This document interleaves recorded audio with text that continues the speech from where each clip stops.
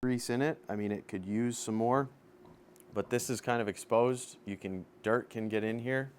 Let me show you that.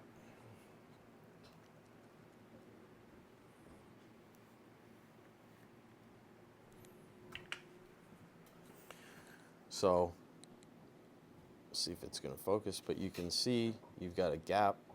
You can see the worm gear in there. Debris could get in there.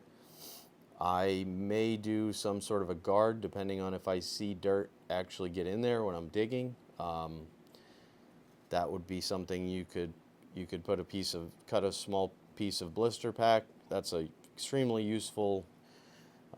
Blister pack is just that clear packaging that no one can open without some sort of heavy equipment. You just cut a small shield and you can probably just attach it to the rams here.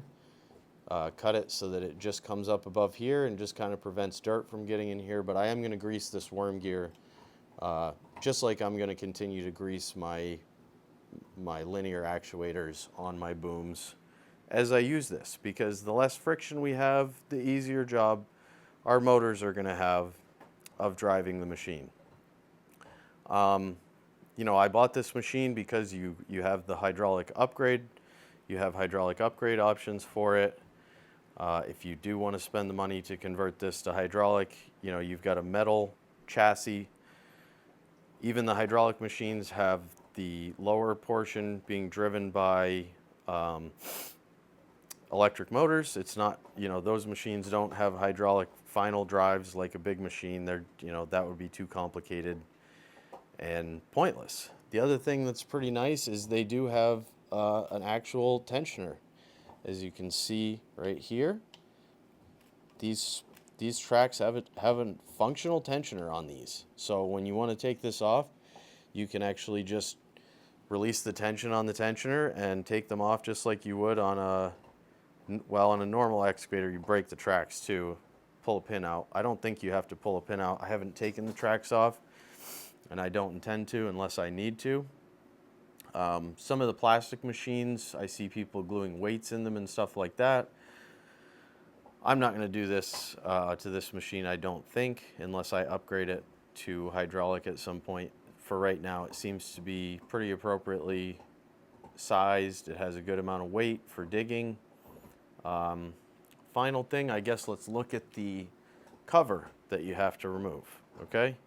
You've got 5 screws that you're going to have to remove. It's hard to do this, but you got one here. Let me put it on the table.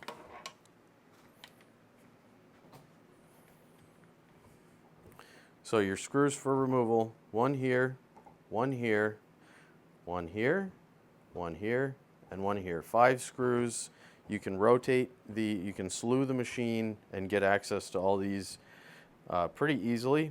And then I'm going to remove this whole battery compartment with the smoke machine. I'm not going to plug this back into the board when I reassemble this. So you've just got some plastic screws around the perimeter. It is nice that they've got this little weight pack in the back, so you do have weight. This is going to give me access. So I'm just going to put my battery in through the top into the machine just like that. Because that gives me the ability to upgrade to a larger battery. You don't have much room in there with the tray in there. So, you know, if you want to get into this and you want to make some changes to it, it's pretty easy.